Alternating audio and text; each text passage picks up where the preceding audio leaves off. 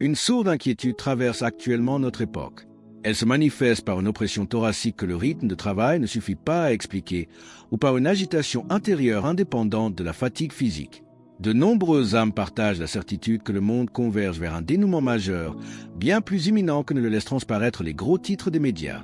Dans ce contexte, les déclarations prophétiques attribuées à la reine de la paix acquièrent une résonance et une urgence inédites. Bien que ces avertissements ne soient pas nouveaux, le moment précis où ils atteignent le croyant détermine leur impact spirituel, car il existe des messages que l'humanité entend puis oublie, et d'autres qui surviennent à l'instant exact où l'esprit est mûr pour en accueillir la substance. Chaque interaction numérique sur ce message n'est pas un simple geste devant un écran, mais une semence déposée dans le champ spirituel de ce monde. Pensez à cliquer sur « J'aime » et à vous abonner pour permettre à ces paroles de rejoindre une âme égarée. Laissez également en commentaire votre élan d'amour envers notre Mère Céleste. Les allocutions récentes s'accordent à décrire l'approche d'une épreuve monumentale qualifiée de grand blackout global. Ce phénomène, fréquemment mentionné au cœur de diverses apparitions mariales, se présente comme un examen rigoureux destiné à éprouver la solidité de la foi face aux forces de l'ombre. Durant cette période, la création sera temporairement privée de sa clarté habituelle, plongeant les nations dans une obscurité matérielle et spirituelle absolue.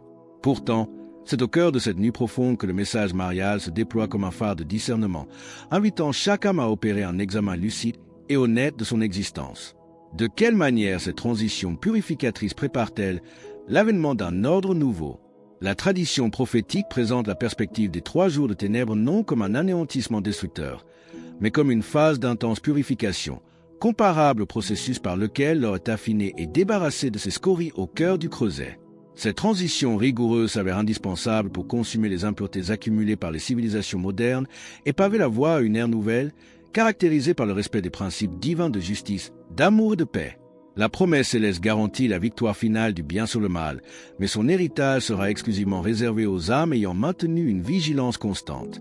L'exhortation mariale réclame une réaction immédiate et proscrit tout délai. Aux fidèles qui demeurent ancrés dans l'oraison et parfaitement conformes à la volonté du Créateur, une protection spirituelle supérieure est promise pour traverser l'obscurité.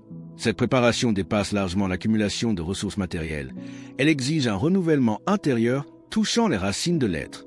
Les familles sont ainsi invitées à s'unir afin d'ériger leurs habitations en havre de paix, tout en gérant avec prudence les nécessités temporelles requises pour la subsistance de leurs proches. L'Écriture sainte atteste de la rigueur avec laquelle la justice divine opère ce discernement entre les scories de l'iniquité et la pureté de la foi éprouvée. Dans le livre du prophète Malachie, au chapitre 3, verset 3, l'Esprit Saint décrit ainsi l'action du Messie. Il s'assiera, fondra et purifiera l'argent. Il purifiera les fils de Lévi, il les épurera comme on épure l'or et l'argent, et sieurs présenteront à l'Éternel des offrandes avec justice. Cette sentence valide la nécessité de l'épreuve. Comment dès lors cette lumière intérieure de la foi se transmutera-t-elle en un bouclier impénétrable face au chaos extérieur?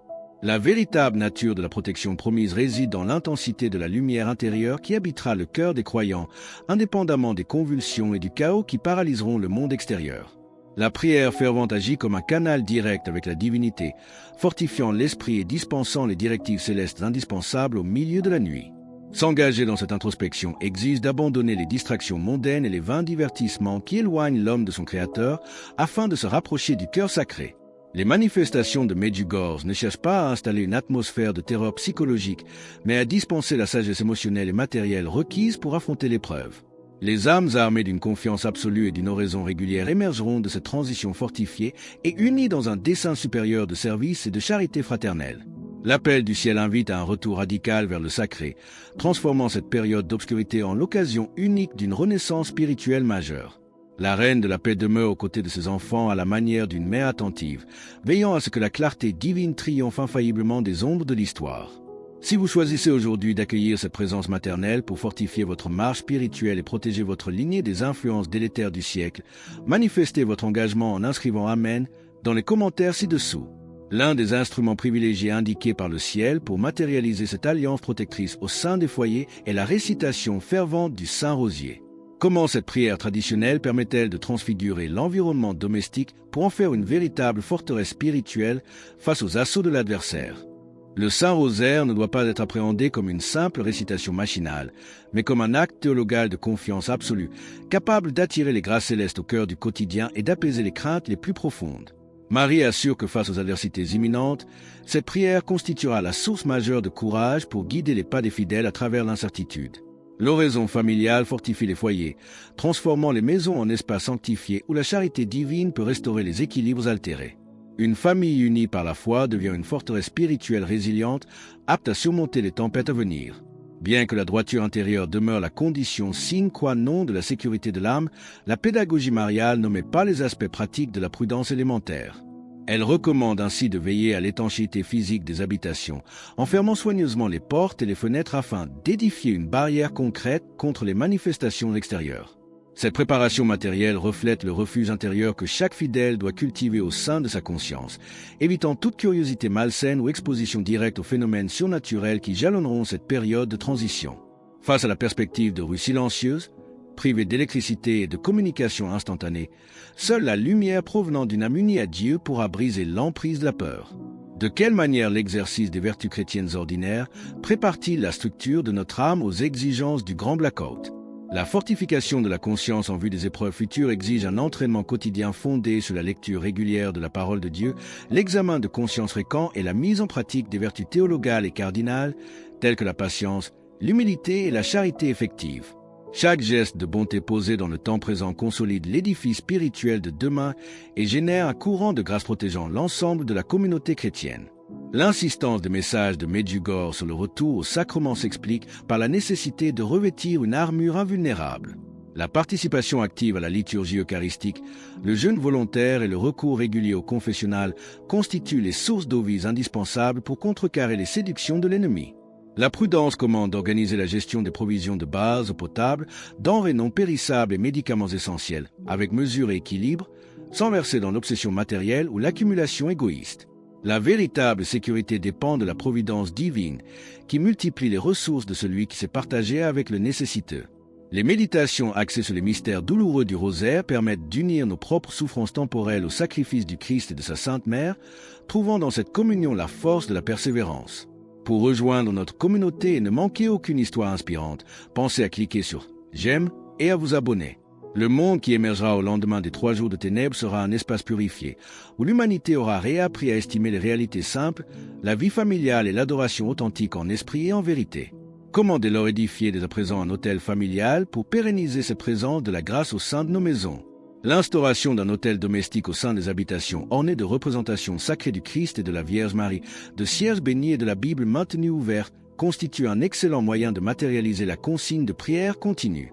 Cet espace réservé devient une source de grâce palpable et rappelle aux enfants, dès leur plus jeune âge, l'importance de placer la confiance en Dieu au-dessus des fluctuations du monde. Cette éducation chrétienne rigoureuse transmet un héritage spirituel durable, protégeant la lignée familiale contre les dérives séculières. L'histoire de l'Église démontre que les prophètes et les saints ont régulièrement annoncé des périodes de crise et de décantation, dont nous voyons aujourd'hui les prémices s'accomplir autour de nous.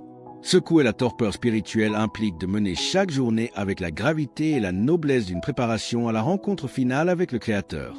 Le silence imposé par le blackout mondial offrira l'opportunité d'un face-à-face intime avec le divin, loin des bruits et des sollicitations numériques qui fragmentent l'attention moderne. Au cours de ces 72 heures de recueillement forcé, l'âme sera invitée à mesurer la portée de ses actes et à solliciter le pardon pour ses manquements. La solidarité entre frères dans la foi s'avéra cruciale et la constitution de petites communautés de prière locales soutiendra l'espérance collective issue de l'Évangile. De quelle manière la mise en pratique immédiate de ces petits rituels d'oraison matinale et vespérale contribue-t-elle à édifier la citadelle inexpugnable de notre âme? La transformation intérieure s'opère à travers la régularité des humbles actions quotidiennes. Rendre grâce au réveil, bénir le Seigneur avant les repas et accomplir son examen de conscience avant le repos de la nuit.